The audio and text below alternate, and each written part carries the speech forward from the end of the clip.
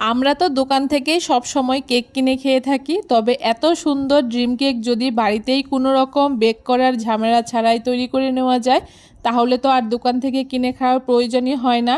নমস্কার বন্ধুরা, মন কিচেনে আপনাদের সবাইকে স্বাগত। আশা করি আপনারা সবাই খুব ভালো আছেন। আজকে খুব সহজে কোনো রকম বেক করার ঝামেলা ছাড়াই বাড়িতেই আমি ড্রিম কেক তৈরি করে দেখাবো। ড্রিম কেক তৈরি করার জন্য এখানে আমি 5 টাকা দামের দুটো কাপ কেক নিয়ে নিয়েছি।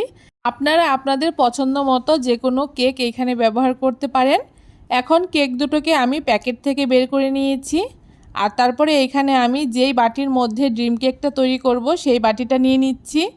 এখন কাপকেক দুটোকে আমি খুব ভালো করে হাত দিয়ে একটু গুঁড়ো করে এই বাটির মধ্যে নিয়ে নিচ্ছি। দুটো কেকই আমি হাত দিয়ে এভাবে করে গুঁড়ো করে নিচ্ছি। আপনারা চাইলে কিন্তু এখানে বাড়িতে তৈরি করা কেকও ব্যবহার করতে পারেন। এখন একটা চামচের সাহায্যে আমি কেকগুলোকে এভাবে করে একটুখানি চেপে চেপে দিচ্ছি। আর এইদিকে আমি একটা বাটির মধ্যে সুগার সিরাপ তৈরি করব। তার জন্য এখানে বাটির মধ্যে 1 চামচ চিনি নিয়ে নিচ্ছি, আর তার সাথে 2 চামচ জল দিয়ে দিচ্ছি। এখন খুব ভালো করে চিনিটা যতক্ষণ না গলে যাচ্ছে ততক্ষণ খুব ভালো করে মিশিয়ে নিচ্ছি। চিনিটা গলে গেলে আমাদের সুগার সিরাপটা একদম রেডি হয়ে যাবে। এখন এখান থেকে 3-4 চামচ মতো সুগার সিরাপ আমি কেকের উপরে দিয়ে দিচ্ছি।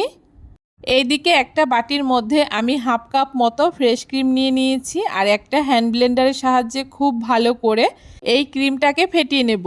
যতক্ষণ না ক্রিমটা একদম গাঢ় হয়ে যাচ্ছে ততক্ষণ একটু সময় নিয়ে ক্রিমটাকে ফেটিয়ে নিতে হবে। ক্রিমটা কিন্তু বেশ অনেকটাই গাঢ় হয়ে গেছে, আপনারা চাইলে কিন্তু এটা আরও একটু বেশি গাঢ় করে নিতে পারেন। এখন যেই বাটির মধ্যে আমি কেক রেখেছিলাম সেই বাটির উপরে এই ক্রিমটাকে আমি ঢেলে দিচ্ছি। ক্রিমটাকে দেওয়ার পরে এই বাটিটাকে নিয়ে ডিপ ফ্রিজে রেখে দিতে হবে 10 মিনিট মতো। আর এইদিকে আমি চকলেটগুলোকে একটুখানি মেল্ট করে নেব। তার জন্য কয়েকটা ডার্ক চকলেটের টুকরোর মধ্যে একটুখানি বাটার আর একটুখানি সাদা তেল দিয়ে খুব ভালো করে এরকম চকলেটটাকে মেল্ট করে নিয়েছি। এখন এই চকলেটটাকে আমি এই ক্রিমের উপরে দিয়ে দেব। আমি এই ক্রিমটাকে দেওয়ার পরে বাটিটাকে বেশিক্ষণ ফ্রিজে রাখতে পারিনি, তাই উপর থেকে দেওয়ার পরে দেখুন একটুখানি চিপসে যাচ্ছিল। আপনারা অবশ্যই ক্রিমটাকে দেওয়ার পরে কিছুক্ষণ ফ্রিজে রেখে দেবেন, তারপরে এর উপরে চকলেটটাকে ঢেলে দেবেন। চকলেটটাকে দেওয়ার পরে উপর থেকে একটুখানি কোকো পাউডার এভাবে করে ছাঁকনির সাহায্যে ছড়িয়ে দিচ্ছি, আর তারপরে এভাবে করে আমি আধা ঘন্টা মতো এটাকে নর্মাল ফ্রিজে রেখে দেবো। আমার হাতে সময় ছিল না বলে আমি 10 মিনিট পরে কেকটাকে বের করে নিয়েছি, আর এটা কিন্তু এখনও নরম আছে। আর কেকটা কতটা সুন্দর হয়েছে দেখে নিশ্চয়ই বুঝতে পারছেন। আপনারাও কিন্তু এখন খুব সহজে বাড়িতেই এই ড্রিম কেকটি তৈরি করে নিতে পারবেন। কেমন লাগলো আজকের রেসিপি অবশ্যই কমেন্ট করে জানাবেন।